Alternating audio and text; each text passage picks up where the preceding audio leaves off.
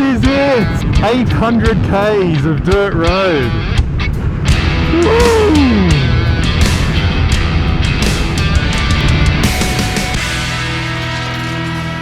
As always, a very good morning. Now, I didn't get a very good sleep last night because I was so excited for today. I'm up early, which is a good thing to get the day started on this very chilly morning. Now, the trip so far has been amazing, yet it's this next section that I've spent the most time researching and that I'm most excited about. First up, one last pre-departure check and off to the servo to fill up my fuel bladder and get some snacks. Got myself a few treats, made sure I got some water, a couple of little sweet snacks, some coffee to start the day. Fuel bladder full of fuel. It's actually really exciting. I was a bit apprehensive carrying a bag of fuel just on the back here, but I'll strap it all down, and it just adds to the excitement of getting out on the Great Central Road. How's the Aprilia going, mate? Yeah, it's surprisingly really good. I've never had an Italian bike. I've always had Jap bikes, and it's been feeling really good. The starter motor started giving me grief, but that was only after I rode it through the beach, and then I think a bit of sand or something got in there, but it became good after that. But yeah, okay. So where are you going? Back to Sydney. So back to Sydney? Started in Sydney, came to Perth, and now going through the Great Central Road back home. So. Okay.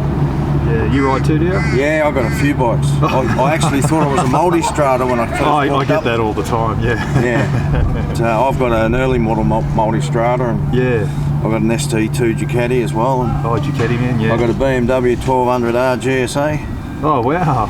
Yeah, you live out here, do you? No, I live in Perth. Oh, okay. Yeah. Well, still great riding. Oh, yeah. Yeah, the thing with that Great Central Road is a great road, but I believe fuel can be a problem.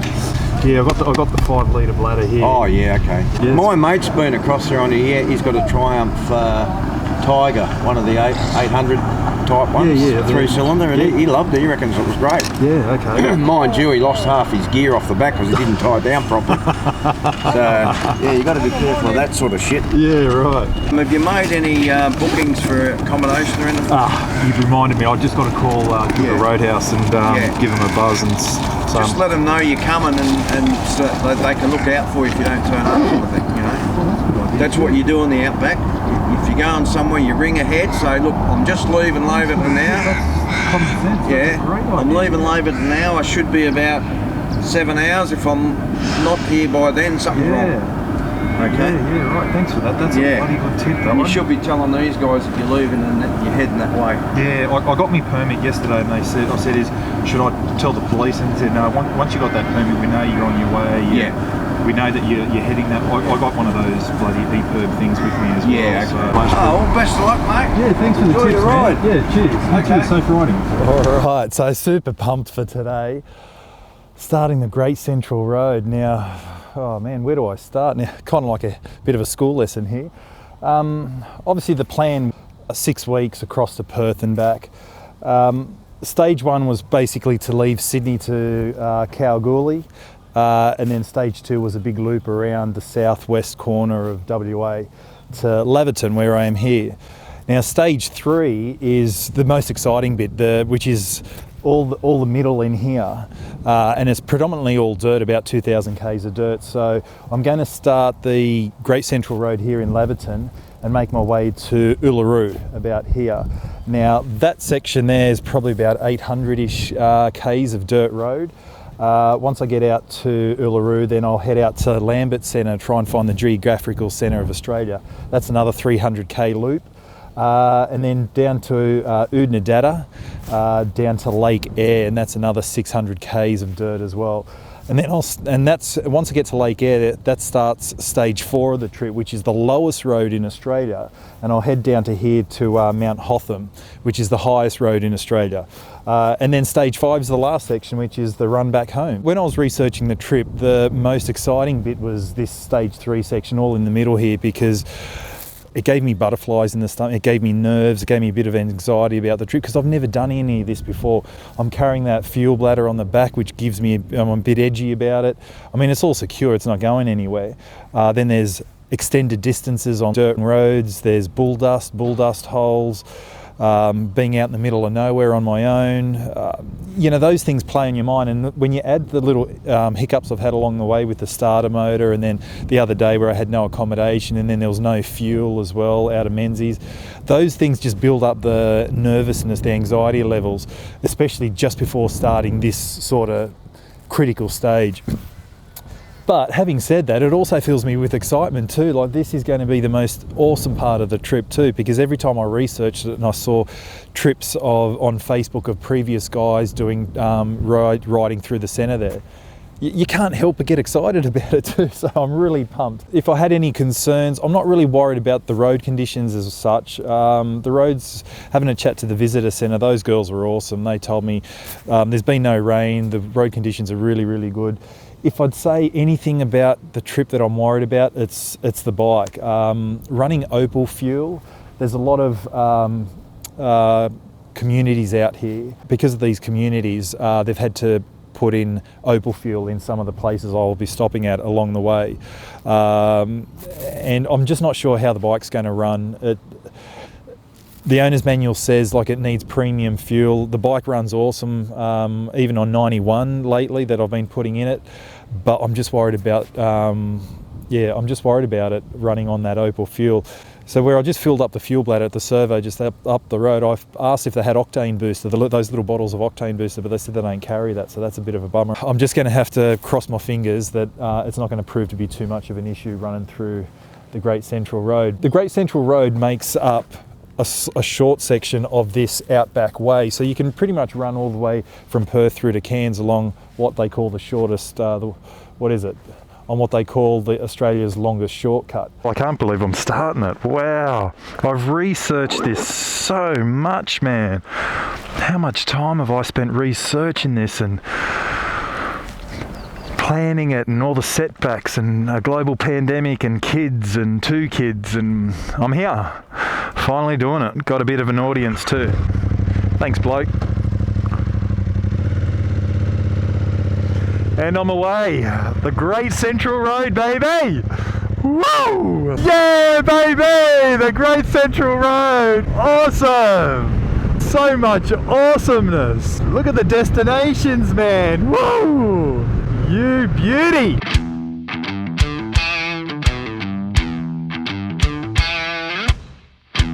Yes, there it is, baby! Woo! Yes! This is it! This is it! 800 k's of dirt road. Woo! Oh, look at this guy, he's ripping along.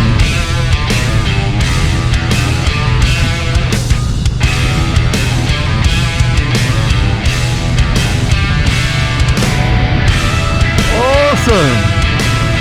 Bloody awesome! This is it! The Great Central Road! Yeah, baby!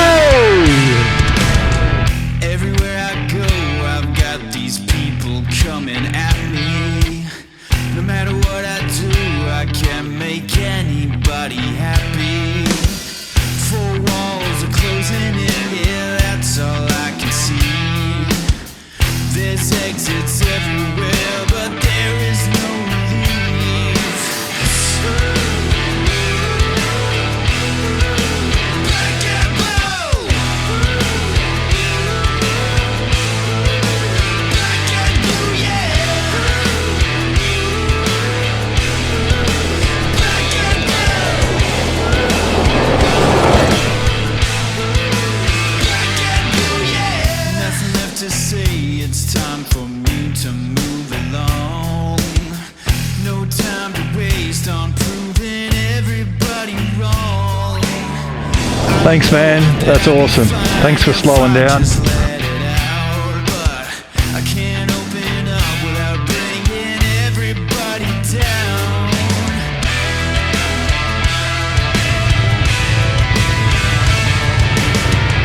Just checking I'm all good. Thanks, mate. Cheers.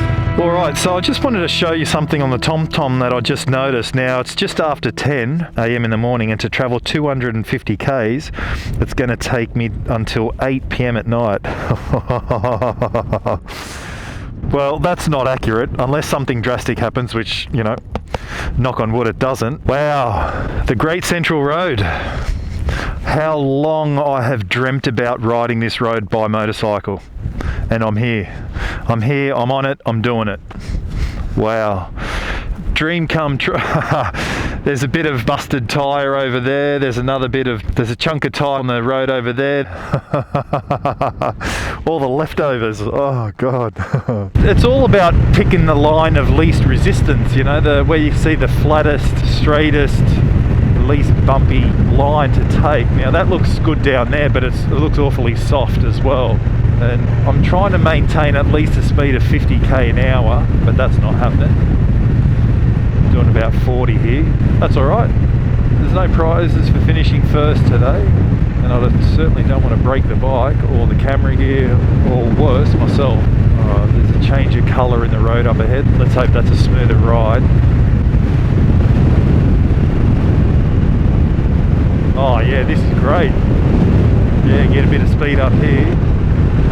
Yeah, it's interesting, you know, you drop the speed so you can be a little bit safer and more cautious, but the problem with doing that is that you ride into and over every single corrugation. Yet if you pick up the speed, then you sort of skim over the top and you don't feel them as much. So it's just, what's going on there? Oh, there's two cars.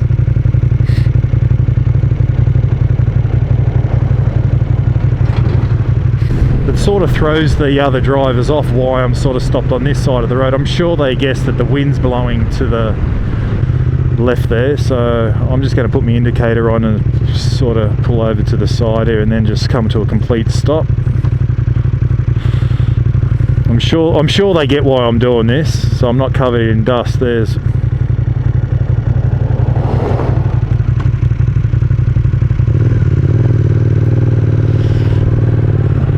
otherwise my air filter would be chock-a-block full of crap and they'll get less mileage. The bike won't run as well.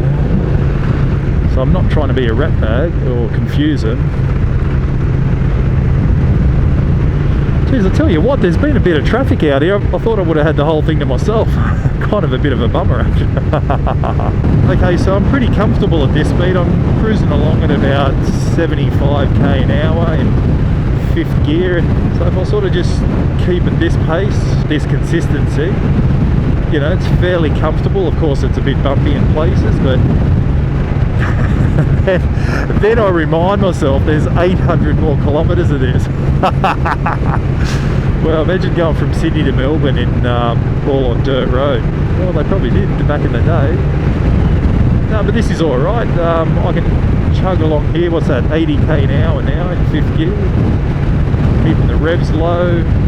Drop my shoulders. Loosen my grip on the handlebars just to sort of allow the handlebars to move a bit more. Just chill out and take it easy. Alright, so it's quite funny because my side of the road, it's really sandy and it's really corrugated too, so I end up going over on the other side because it's much easier, much better. Alright, that's super deep sand that I cover my whole boot with that. What a machine, hey? Look at her. She's just lapping it up as if this is her home. Look at her, what a beautiful machine. Taking the Great Central Road in a stride. That in there is super soft sand, you can see that. Oh fuck. That's really hard, man. I'm really struggling.